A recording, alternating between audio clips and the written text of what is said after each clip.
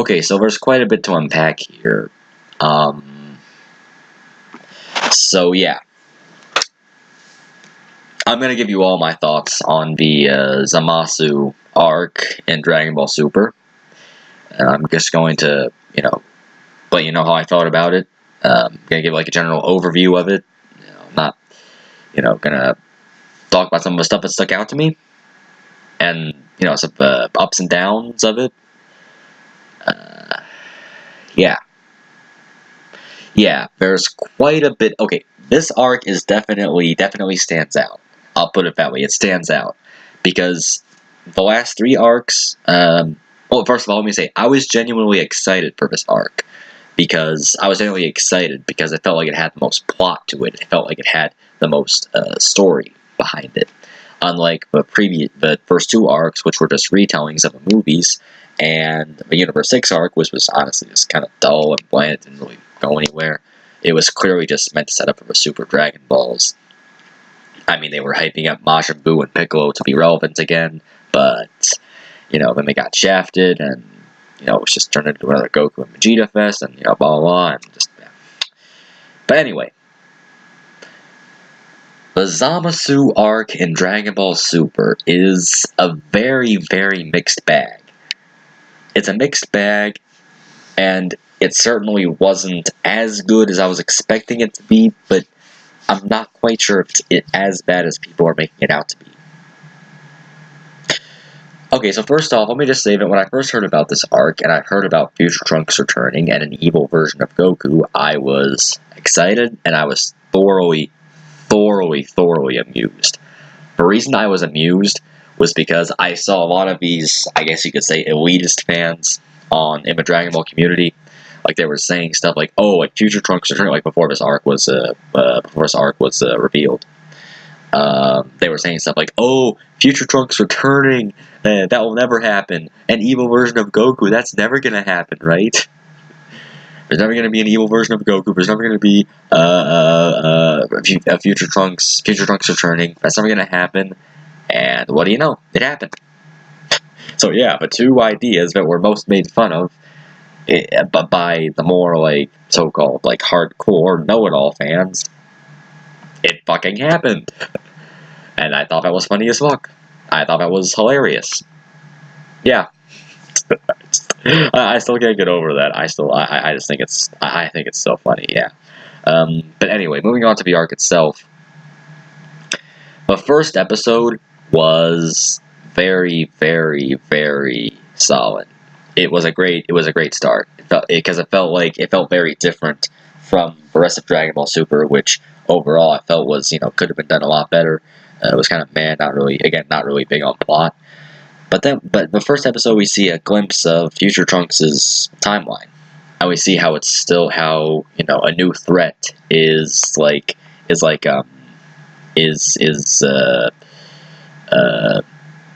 occurring.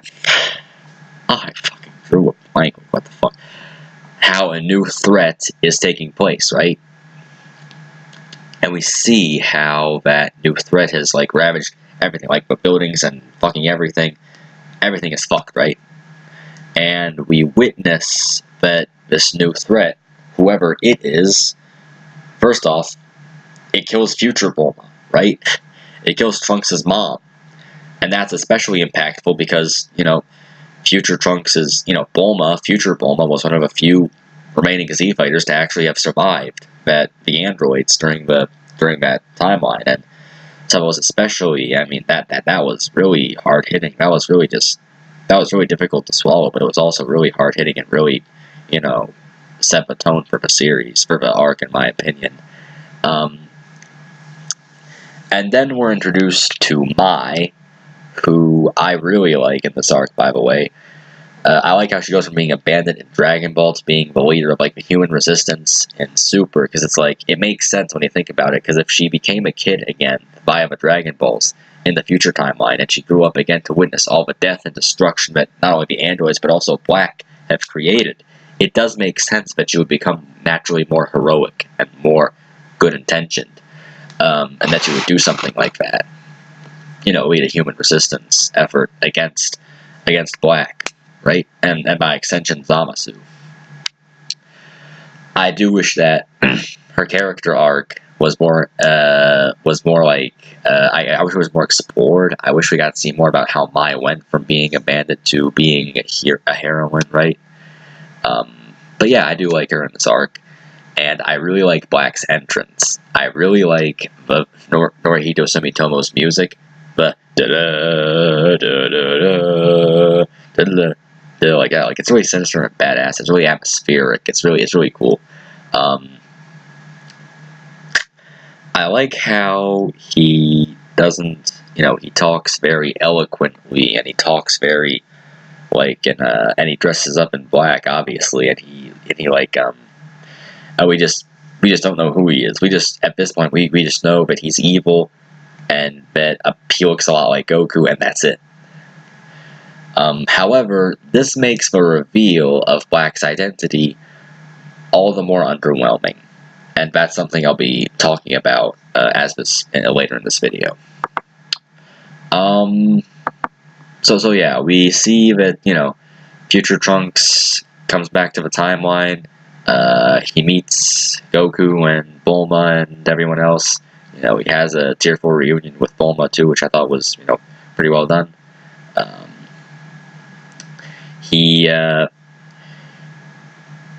So he also sees Vegeta again, and okay, one of the things I thought was kind of weird about this arc was how, like, okay, there was a scene in the main timeline, there was a scene in one episode of him and Vegeta training, right? Like, they were training someone, and Vegeta was like, kind of like, talking shit, like, telling him to do better, but that never really went anywhere. Like, it was never really explored. It was just like, I think it was just like one scene where they trained together, and it's like, it was never really explored beyond that one scene, and it was just never really, like, talked about. It was just kind of there. Well, it's just kind of random, to be honest. But yeah, no, apart from that. Okay, so Future Trunks, his entire timeline is fucked, goes back to the past, meets up with his friends, with the Z-Fighters, and then we see Zamasu. We're introduced to Zamasu, who, at this point, seems to be a very intriguing character, to say the least.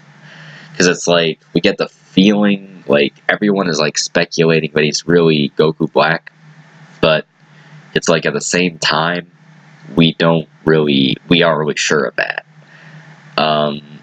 Actually, it's interesting because there's a very fascinating contrast between Zamasu and Supreme Kai.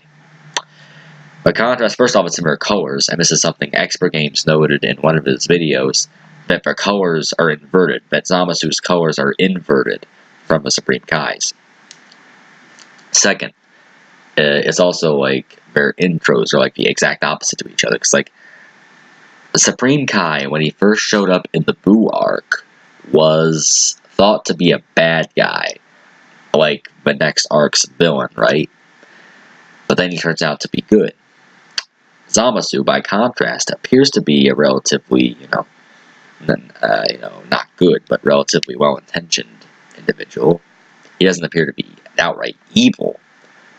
But then we find out that he's behind all the shit that's been going on in the future timeline, and that he's the whole mastermind behind everything. And I think that that's a really interesting contrast between him and Kaioshin, Supreme Kai. So yeah, I just thought I'd throw that out there. That was really interesting.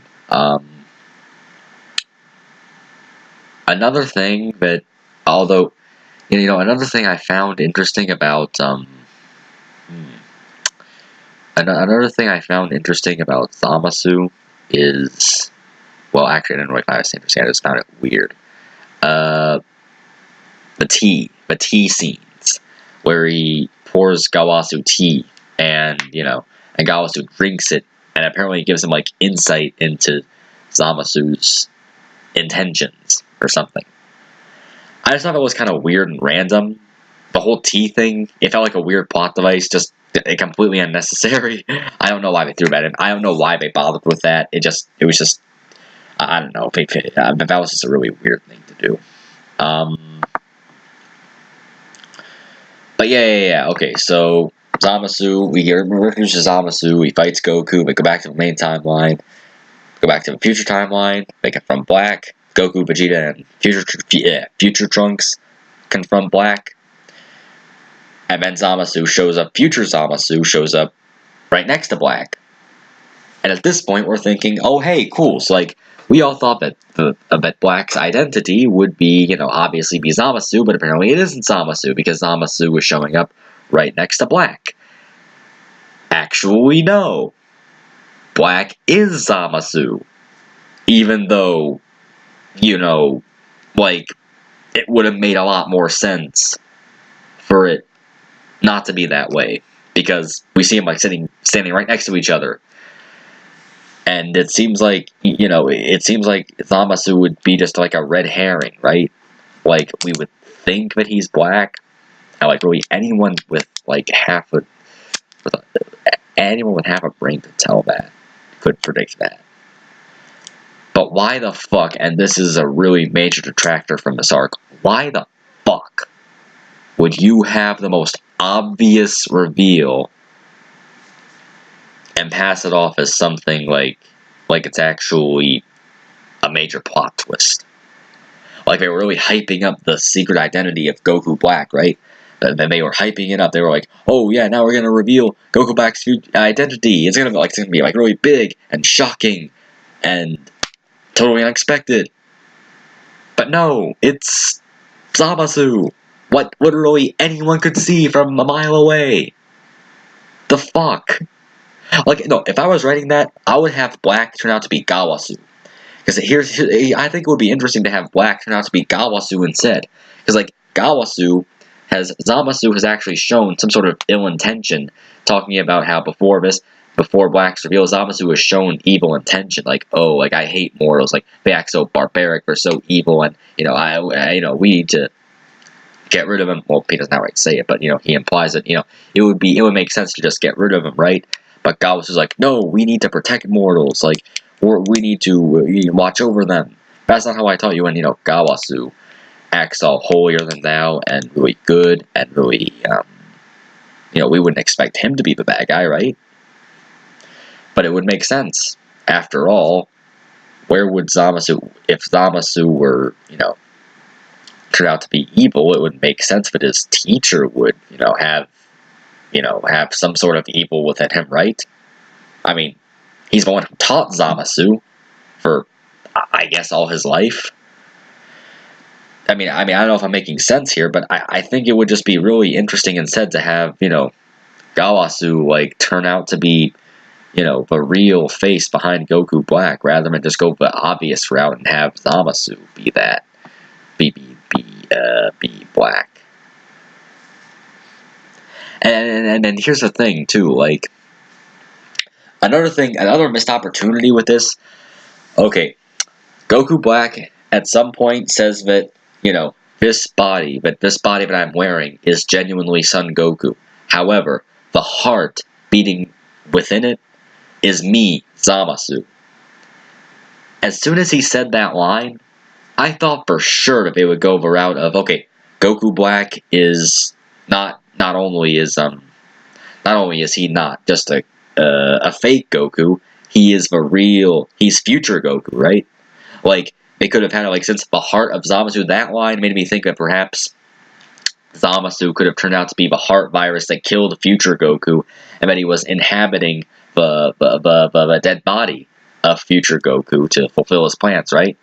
And again, this would obviously be better done. I still think it would be better done with Gawasu, but still. That would have been such an amazing twist. It was such a missed opportunity. Rather than having like Zamasu just switch bodies with Goku like Ginyu did. Like, we've been there, done that, but it would have been a much better twist if Zamasu or Gawasu turned out to be that heart virus that killed Goku Black. Something like, how in Batman Arkham Knight, the Joker, the Joker's blood, like, infects Bruce's body, making him sick, and he's slowly, like, taking over. I think something like that could work with the heart virus that's affecting Goku. Like, the heart virus is like Zamasu, like slowly infecting him, right?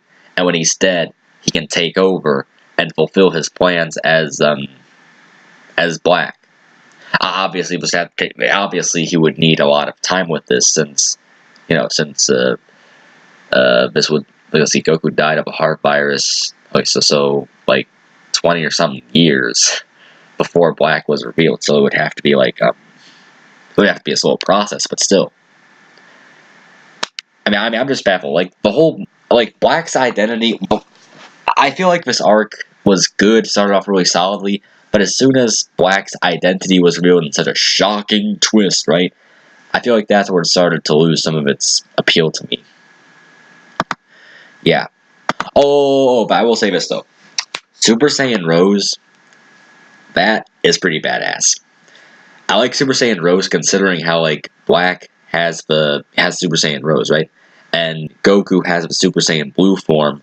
So I like the blue pink. I like that kind of contrast, how it highlights the contrast between Black and Goku. I think that's a really nice touch, and I think it's a really cool form. I like the scythe he uses too. Like that's pretty. Like he's the Grim Reaper or something. And actually, I think like in Japanese culture, like the color pink represents like death or something. Like how we Westerners would view like black as like the color of death. Like the Japanese view pink as like a really deadly color too.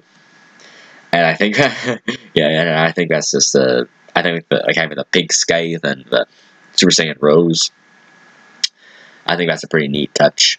I think, artistically it's a really good touch. So yeah, so that's an upside. So there's an upside. There's an upside I can say about that. Episode 57 also was a great episode. The fight between Zamasu and Goku and Black and Future Trunks and everything, and that was really cool. But it was well choreographed. It was well animated. I like how Yajirobe wound up saving the day. I like how Yajirobe, was thought of to be a pretty useless character. I like how he saves the day. That he takes Goku and Vegeta to safety and everyone else's safety. I think that's pretty cool. Also, when Goku finds out that but Zamasu stole his body and then killed Goten and Chi-Chi, him being enraged by that, I think is a really good touch, because I was like after the way they've been writing Goku, which I'm not happy with, and I'll get into it in a little bit, it is refreshing to see that one scene where Zamasu is like, hey, I stole your body and I killed your wife and kid, and Goku's like, fuck no. Fuck, I'm gonna fucking murder you, right? I don't think he's been that angry since Frieza killed Krillin, to be honest. When he found out when he kicked out Zamasu's ass. That was pretty cool. That was good.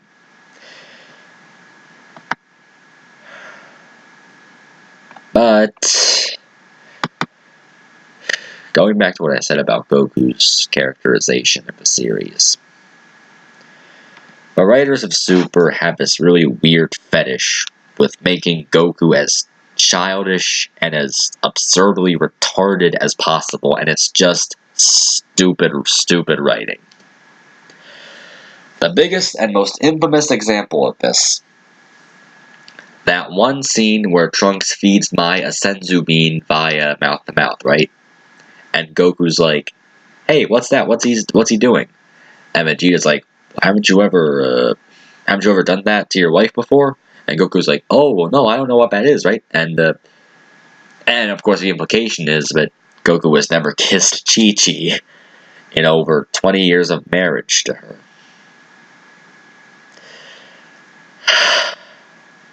Okay, first off, let me say that some people have interpreted that scene as Goku not knowing, not that Goku didn't know what a kiss was, but that Goku simply thought it was odd for someone to feed someone a senzu bean that way. Hence the reason why he says something like, oh, well, what does that have to do with marriage? As in, what does me being married to Chi-Chi have to do with me feeding her a senzu bean via mouth to mouth?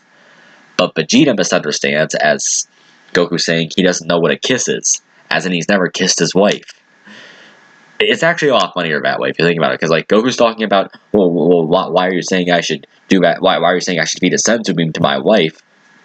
but Vegeta's like, wait, what? You're saying you've never kissed your wife before? Like, the misunderstanding is, like, it actually makes the scene a lot funnier if you think about it like that. Like, you know, a misunderstanding. It's really funny. However, if that scene is seriously meant to suggest that Goku has never kissed his wife, it's a shitty scene for a couple of reasons. Number one, Goku has had sex with Chi-Chi willingly has willingly had sex with Chi-Chi at least twice, hence Gohan and Goten. And don't give me that, oh, Chi-Chi molested him. BS. Okay, that's the abridged. It doesn't count. And plus, that scene in Dragon Ball where Chi-Chi kissed him on the cheek, and in Z, where they actually did kiss before Goku, went to the hyperbolic time chamber to train with Gohan. Yeah, because, like, well, at least they were heavily implied to have kissed, because, you know, Goku's about to leave. I think he holds Chi-Chi close to him, and the last we see is, like, Roshi looking up with, like, a shocked look on his face. And it's seriously implied that Goku did kiss Chi-Chi in that scene before he went to the time chamber to train for the Cell Games. But yeah, that was, if that scene is meant to suggest that Goku has never kissed Chi-Chi, it's a shit scene, it's a stupid scene, it's stupid writing, and it's like, it's not funny, nor is it necessary. It's just completely contradictory to what we know about Goku. It's stupid. That's what it is. So yeah, that's what's weighing on everyone's minds. So I just thought I'd get that out of the way. Oh, and so I'm just gonna I'm just gonna talk about the ending real quick here. Merge Zamasu when Zamasu, okay, first off, Trunks wearing the Mafuba. That was kind of funny, like, seeing him, like, do all the poses and stuff, and how Bulma, like, recorded a video of Piccolo, doing the Mafuba wave thing, whatever, like, the motions, and having Trunks attempt to do that so they can seal Zamasu away in it. Like, that was really funny, like, seeing Trunks, like, actually, like, attempt to do that. That was pretty funny. Obviously, if they try the Mafuba on Zamasu, it fails, and then he merges with Black into Merge Zamasu. And it's at this point where things take kind of a weird turn. So yeah, Merge Zamasu fights both Goku and Vegeta, and future Trunks. Long story short, they fuse into Vegito.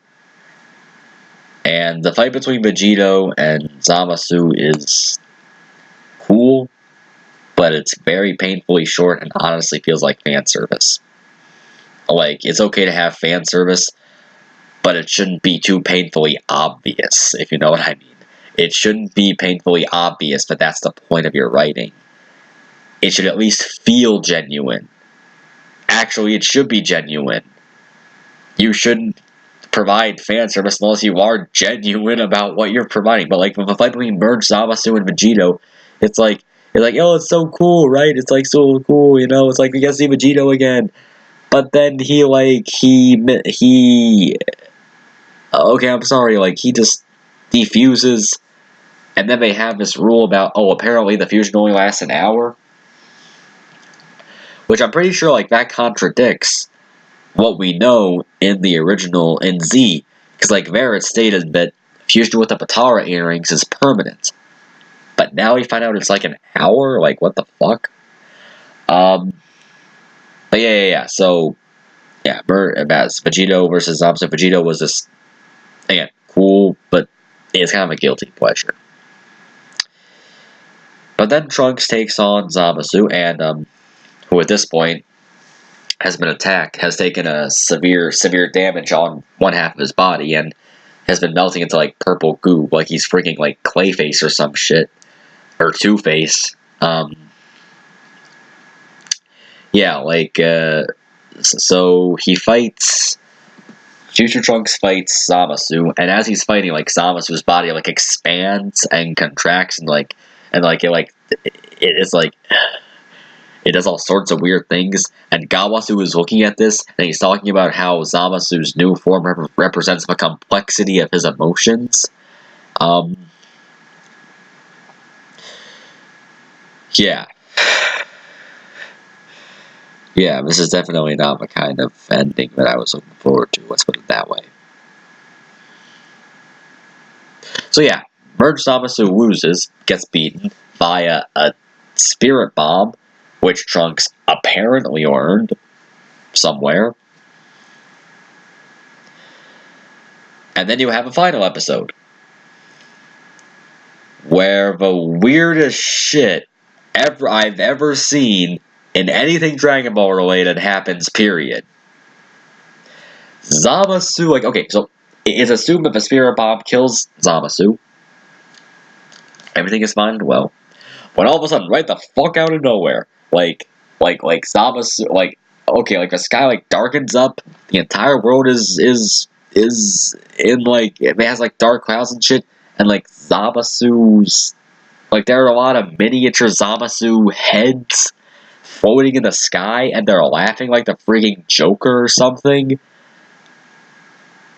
And Gawasu is like, oh, well, Zamasu is trying to become the universe. How the fuck can you become the universe? Like, what the fuck? Like, explain that shit, okay? Like, don't just throw this shit at us and expect us to figure it out.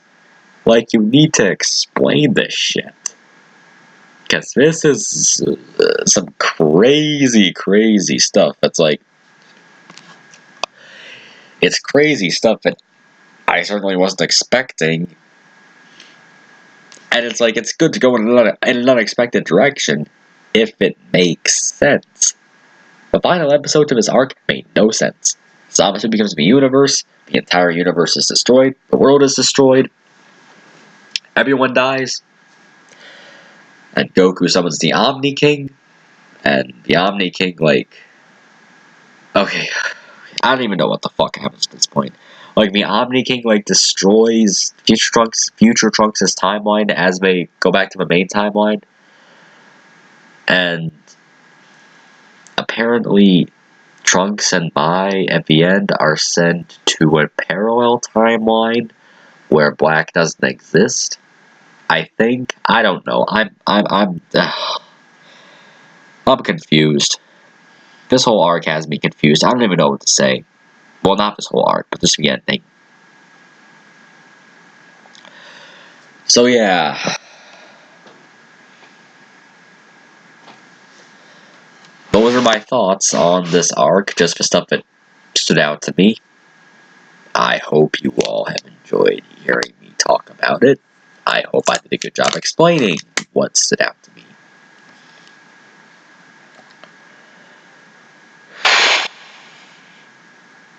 But yeah, that ending sucked. It was confusing. Like, okay, you're not directing Neon Genesis Evangelion. It's Dragon Ball fucking Super. I should be able to tell what the fuck goes on in the ending. In fact, you know, doesn't like, you know, at the end, you know, episode 60, you know, at the final episode of his arc, doesn't it kind of feel like the end of Evangelion? Because, like, fucking everyone dies except Future Trunks and Mai in that timeline. Fucking everyone dies. And apparently, like, they gotta repopulate.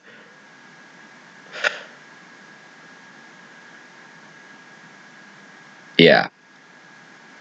So I guess I should just end this with a general consensus on my thoughts on this arc. Honestly, I can't give it any sort of rating. It's just a mixed bag. Concept was cool. Future Trunks coming back, cool. Evil version of Goku, cool. Even though the mystery the reveal kind of ruined it. Zamasu wasn't interesting. See, Zamasu, I really feel like they could have done so much more with Zamasu. Because, like, with DBZ villains, usually they're, like, straight up, like, evil, like, bad to the bone, right? Frieza was this way, was a genocidal maniac. Cell was this way, wanted to fucking kill everyone. Boo started out as pretty lighthearted, but then became, you know, a beast of destruction. But Zamasu is like, he's like a bad guy, but he also has more complex motivations. there's more depth to his character that can be, you know, explained in his dislike of how mortals are so violent and like how he wants to create a utopia. I thought that was an interesting change, interesting deviation from the norm. Could have been done better, but it was still pretty good.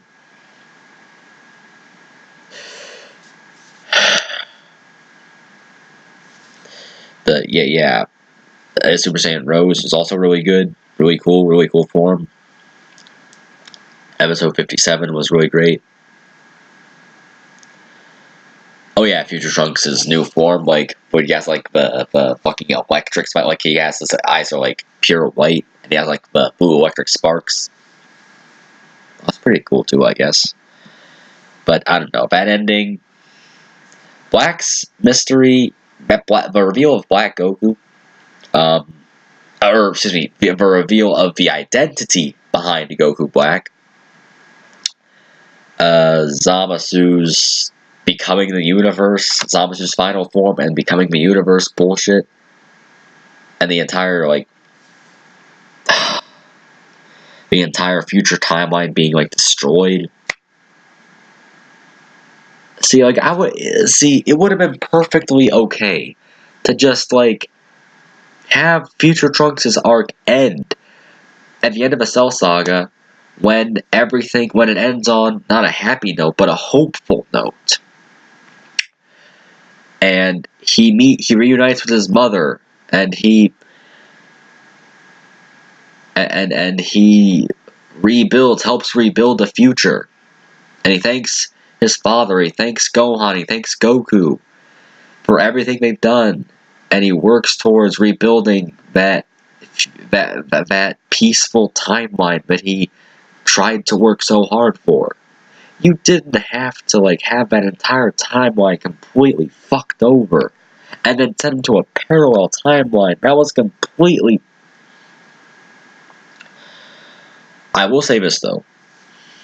One scene in